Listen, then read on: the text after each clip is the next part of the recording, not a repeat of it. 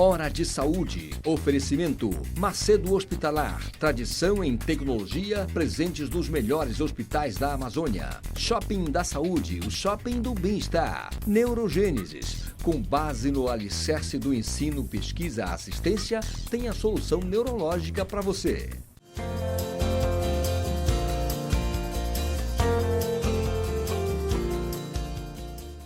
Caros amigos, mais uma vez no nosso programa Hora de Saúde, programa dominical de saúde, transmitido para todo o estado do Pará pela TV RBA, aqui em Belém, todo mundo sabe, canal 13.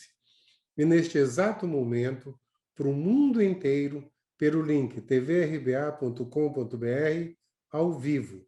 Eu gosto de falar, nós temos espectadores do Canadá, na Noruega, em Luanda, na África, em toda a Europa, em todo o Brasil, no Amapá, até o Rio Grande do Sul. Tá? E esse nosso programa tem um super apoio da Macedo Hospitalar, que equipa todos os hospitais da nossa região, do Shopping da Saúde, que tem várias lojas em Belém. Eu sempre falo de uma porque é que eu paro para comprar as coisas. Ali, no outro quarteirão, na Almirante Barroso, depois da Curuzu. Bem no meio, dá para estacionar no Shopping da Saúde. E a Neurogênesis. Neurologia clínica, neurologia invasiva, neurocirurgia, neurologia pediátrica, neuropsiquiatria, tudo isso nós temos na Neurogênesis. A Neurogênesis é 2 quadras ali depois da DOCA, na municipalidade. E a nossa convidada de hoje. Nossa convidada de hoje, deixa eu ler o nome dela toda vez, que é muito grande, a professora doutora Andrea Kelly Campos Ribeiro dos Santos. Eu vou te chamar de Andrea porque eu sou teu amigo. Professora Andrea, uma das nossas referências, eu te considero hoje uma das referências mundiais em genética. Então, eu tenho orgulho de ser teu amigo. Eu tenho orgulho de te conhecer, Andrea. Mas, Andrea, eu te convidei por vários motivos, porque eu tive uma conversa com um médico há uns 2 meses atrás, um médico clínico, sobre coronavírus, e eu vou te perguntar o que ele me falou. Mas, por enquanto, só para o nosso povo, para os nossos ouvintes, para os nossos espectadores entenderem, me fala, genética, para muita gente, está nas leis de Mendel, de quando todo mundo fazia o 2º grau. Então, hoje, tem a genética, a epigenética, essa relação de meio ambiente. Explique isso para a gente, só para começar a conversa. E obrigado, super obrigado, amiga. Eu que agradeço, Eduardo. Muito obrigado pelo convite. Sempre é um prazer estar aqui. Mas vamos lá. Claro que a genética de Mendel ela é muito importante, porque ele foi o pai quando não existia como provar, né? Então, ele mostrou que existia herança, essa herança era repassada para as próximas gerações através de pequenas regiões do nosso DNA, que hoje a gente chama de genoma, né? Então, até aí a gente aprendeu bem lá no ensino médio, depois na universidade. Só que de lá para cá, já se passaram mais de 60 anos da descoberta da molécula de DNA, e a gente começou a ter um grande acúmulo de informações, principalmente depois do fim da época da era genômica, né, em que a gente conseguiu sequenciar todo o genoma humano de várias populações, e a gente começou a observar que as informações também não necessariamente precisavam ter mutações para elas modificarem uma determinada enzima, um determinado gene, para modificar a expressão de um gene, tá? O funcionamento de uma enzima. E que bastava para isso que tivesse interação entre o DNA do indivíduo ou do meio ambiente, tá? Tanto celular quanto extracelular, e que essas interações, que são, no final, bioquímicas, elas podem ser repassadas até 3, 4 gerações para os seus filhos. Ou seja, eu não preciso ter uma mudança na estrutura da molécula do DNA, uma mutação, uma variação, mas eu Basta eu ter uma boa modificação bioquímica produto dessa interação, tá? E que eu consigo repassar isso para os meus filhos. Isso está revolucionando a genética essa última, nem faz década, mas essa última, vamos colocar assim, década. Então, e aí o que acontece? A gente consegue entender melhor algumas respostas a doenças complexas, por exemplo, né? Dentre as quais obesidade, hipertensão, as próprias doenças virais, né? As doenças infecto-parasitárias. Não sei se ficou Certo. claro. Não, com certeza. Então, hoje, eu fiquei impressionado, porque eu fui ano passado, eu fui num programa de neurologia em que você apresentou os casos da nossa região e eu fiquei assim maravilhado. Tipo assim, as doenças que antigamente a gente só sabia tratar, a gente não tinha ideia de como eram, tipo hipertensão, diabetes e tudo mais.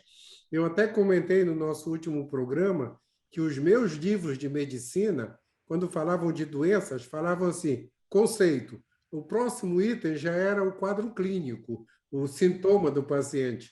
Quando eu estava na residência, entrou a fisiopatologia, né? Já dava uma explicaçãozinha do mecanismo. Mas hoje, eu acho que tem que ser conceito aí, ponto 2, genética, epigenética, toda essa área. Eu acho que todo mundo que está estudando hoje vai ter que aprender tudo isso para, no futuro, nós sequer conversarmos sobre o assunto. Agora, o outro assunto que eu te falei, que um amigo meu, um médico amigo meu lá de São Paulo, nós estávamos conversando sobre o coronavírus e ele fez um comentário que eu fiquei para perguntar para você. Era assim, ele falou, Eduardo, existe uma interação do coronavírus com o ser humano. No DNA, ele é um RNA, é uma molécula que vai interagir com o nosso DNA. Então, o comentário que ele fez foi mais ou menos assim de português de colega de rua. Se tiver uma interação, aquela pessoa cai naqueles 80% de seres humanos que não sente nada quando tem. Se tiver duas, já vai entrar na doença, mas vai ter só a gripinha. 3, vai adoecer, mas não vai internar. 4, vai internar, mas não vai para UTI. 5, vai para UTI, vai entubar, mas não vai morrer. E 6, quer dizer, se tiver todas as interações, ou mais ou menos assim, pode estar no Einstein, no Sírio, no Memorial Hospital de Londres, no Monte Sinai, que o risco de morrer é enorme. Então, o comentário foi, é tudo genética, é por aí. Então, por isso que tem gente que não sente nada e tem gente que adoece de tarde e morre depois de amanhã. Então, desde que ele conversou isso comigo, que toda vez que eu lembro, eu penso em você, para tentar comentar isso aí conosco, André. Exatamente. Essas interações que você coloca, nada mais do que variações, né, que a gente tem no nosso DNA, que a gente chama de polimorfismo ou mutação. E quando essas interações acontecem com o nosso agressor, a gente nunca deve esquecer que uma doença infecto-parasitária, você tem dois genomas. Você tem o genoma do indivíduo que está sendo infectado, que somos nós, o hospedeiro, e tem o do vírus, no caso.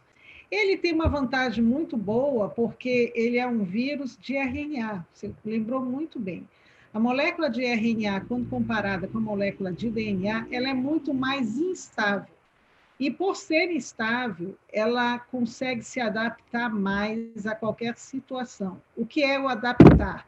Ela consegue mutar, ela consegue fazer variantes, né, daquela cepa original. E é isso que está acontecendo com o SARS-CoV-2. Então, quando eu tenho esse número, esse acúmulo de interações entre as minhas proteínas, os meus genes, com o do vírus, né? E se essas interações dão vantagem para que ele exerça a sua função de perpetuar, de replicar dentro da nossa célula, então ele realmente pode chegar a óbito mesmo em pacientes jovens. E isso é muito interessante porque, como a gente não conhece muito bem esses mecanismos ainda, eu acredito fielmente que o mecanismo epigenético ele é o principal, porque é muito rápido essa evolução de um paciente, quando ele tem essa suscetibilidade exacerbada. Né? Então, como você falou, ele adoece, 2, 3 dias depois já está entubado, internado, mesmo sendo jovem. Então, tanto o paciente quanto a família desse paciente são pacientes de risco. E a gente não sabe. Né? Isso chama a atenção. Aqui em Belém tiveram famílias que morreu o avô, o filho, o pai e o neto. Né? Então, tem uma conexão bem importante nisso aí. E isso deu uma chamada de atenção muito grande, até porque hoje o pessoal discute a história do tratamento precoce. Eu sempre comento, pessoal, a resposta é genética. Né? Quem vai complicar, vai complicar. Né? Quem não vai complicar pode tomar chá de alho, água gelada, água com sal, que não vai complicar. Mas os que vão complicar são muito sérios. Então, tem uma resposta que nós não sabemos quem são. Né? Eu acho, Andrea, que daqui a 20 anos, se houver uma outra pandemia, os cientistas como você vão ter uma DNA-teca, que é uma biblioteca de DNA, para saber quem são as pessoas que vão complicar e quem são aquelas que podem continuar trabalhando. Isso é muito importante. E não vai ser só eu, a gente vai ter uma biblioteca pública, porque eu tenho certeza que existem famílias que são mais propensas a agravar. E só para você ter uma ideia, antes do vírus, assim que o vírus entrou chegou na Europa e entrou no Brasil, bem recente, o que acontecia? As taxas de óbitos da Europa eram as principais. Se você for ver hoje, as maiores taxas de óbito por 100 mil habitantes são das Américas. Das 10 cidades que têm mais elevada taxa de óbito, dos 10 países, 8 estão nas Américas. Então, é claro e evidente que tem uma questão genética por trás, e aí tem muito da nossa história europeia, da nossa história indígena e africana também. Então, a epigenética logo, logo vai explicar tudo isso. Né? Vai ajudar bastante. Não sei se ela consegue explicar tudo, mas ela vai ajudar bastante. Então, tá. E, Andrea, nós estamos no fim do nosso primeiro bloco. Então, eu vou começar o segundo bloco perguntando para você ainda de coronavírus. Pessoal, só um instantinho que a gente já volta.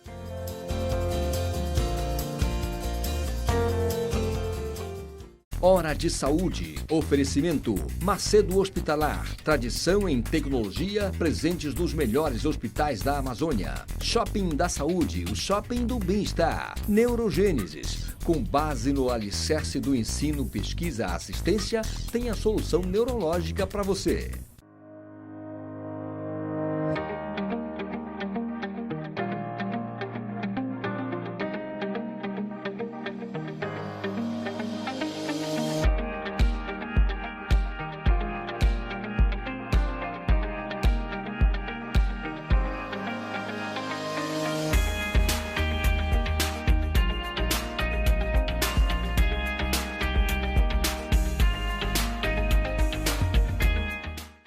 A Neurogênesis atua no mercado de saúde com produtos e serviços que se moldam às diversas tendências da transformação digital. Tem como foco estratégias de atuação na Neurosaúde 4.0. O objetivo é revolucionar o atendimento médico e multiprofissional no contexto da neurociência, com entrega personalizada do diagnóstico à reabilitação neurológica. Neurogênesis, educação, pesquisa e assistência. Fones 984-510900, 3085-1600. Rua Municipalidade 985, 19º andar.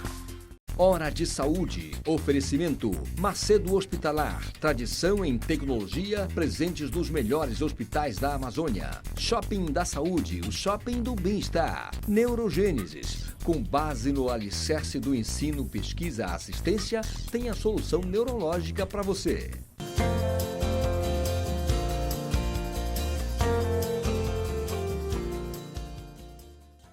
Voltamos nessa conversa maravilhosa com a professora Andrea Campos dos Santos. Tá? A Andrea tem um nome muito grande. Então, Andrea Kelly Campos Ribeiro dos Santos. Andrea Santos. Andrea, antes de nós começarmos a gravar o programa, você mesmo me passou um dado da SESMA, que no dia 31 de maio, em Belém, só 30% das UTIs, dos leitos de UTIs estavam ocupados. E, há 2 dias atrás, isso aumentou praticamente em um mês e 10 dias, em 40 dias, e está em 77%. Então, nós chegamos a uma nova onda. Isso preocupa demais, André, preocupa demais. A universidade liberou lá, pelo menos para a medicina, as aulas presenciais, e isso nos preocupa muito. Primeiro que ninguém tem certeza se quem tomou só uma dose da vacina, como os alunos, estão protegidos, porque eu tive parente que tomou as 2 doses e depois morreu da vacina. E eu sei que vocês estão estudando tudo isso e principalmente vocês que estão vendo a parte de genotipagem dos pacientes. E eu sei que vocês descobriram mais variantes do que está se falando na TV. Então, explica para a gente também toda essa parte, André, explica. Tá bom. Assim, realmente, a gente está entrando, possivelmente, eu não sei se dizer se na segunda, na terceira ou na quarta onda, né?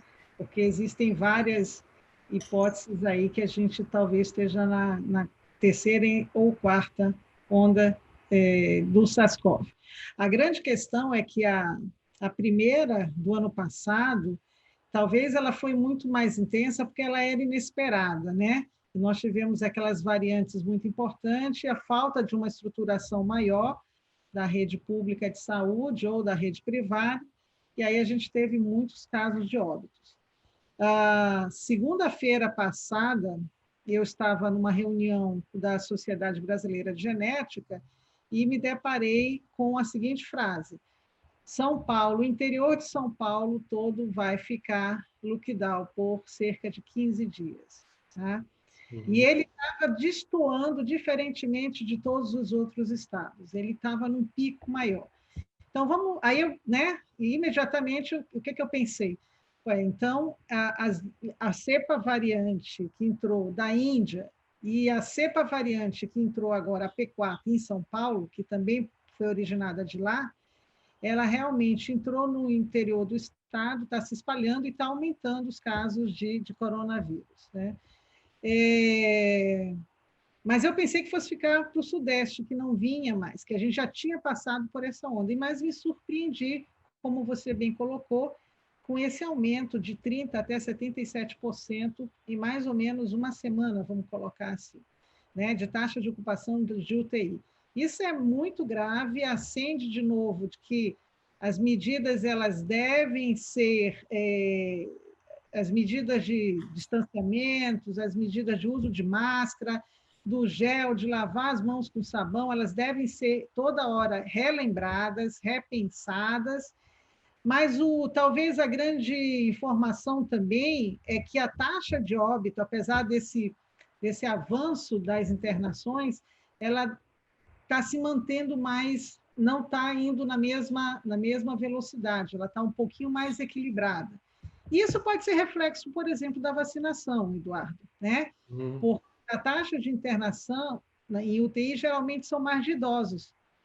E vai agravar geralmente são mais idosos ou comorbidades, e ela não está, então, tão elevada quanto essa quantidade de pessoas que foi internada na UTI.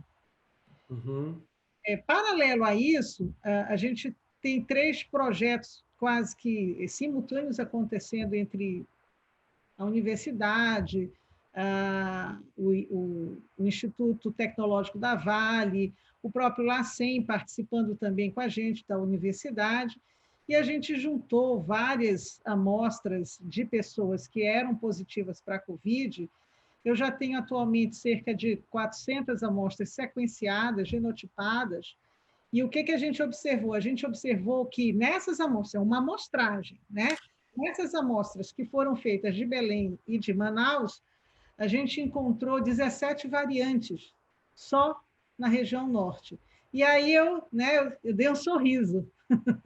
Eu digo, gente, na Organização Mundial de Saúde só tem 10 descritas no Brasil inteiro.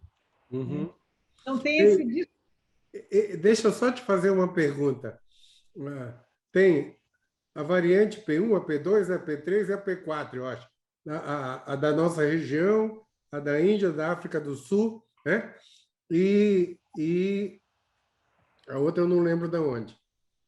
Mas a Organização Mundial de Saúde aqui no Brasil fala em 10 variantes. E vocês acharam na amostra da população de Belém e Manaus 17. É isso, é isso. Mas deixa os Não, deixa eu só também me fazer um comentário aqui. Eu pensei em maio, quando você falou em 1º de... Não são 40 dias, são 10 dias que aumentou de 30% para 77%. 10 dias. Exatamente. Pois é. Puxa, foi numa velocidade estonteante, como diria a música. Mas o bom é que, por exemplo, dessas variantes que a gente chama que são variantes que tem que ter atenção, né? Que são aquelas concernes, aqui em Belém a gente só tem uma, que é a P1, que é a grave, né? Que ela é de transmissão muito mais rápida e agrava e infecta muito mais rápido. Agora, a do Reino Unido, a da Índia, do Reino Unido, a da África do Sul e a do Brasil e da Índia, então, dessas 4, só a do Brasil, em termos de gravidade, de importância, do ponto de vista clínico, é que a gente encontrou nessa amostragem. Eu acredito que já tenham outras, mas, para isso, a gente precisa ampliar o número de amostras investigadas, para ter uma visão epidemiológica melhor de quais são as variantes que estão presentes realmente na região norte, ou no Brasil, na verdade, né? Então, isso é muito importante. No Reino Unido tem descrito 347 variantes. 347. Isso. E vocês acharam aqui 17. Só numa amostra pequena. Numa amostra pequena. Puxa, André, isso significa que vai demorar para a gente ficar livre da doença, não é? Tem que ter um equilíbrio. O equilíbrio ele vai desde boas medidas, né, ou medidas salutares nossas, quanto sociedade, e também medidas salutares no sentido de os governos, tanto do ponto de vista municipal, estadual e federal, eles precisam entender que isso é uma ação coesa.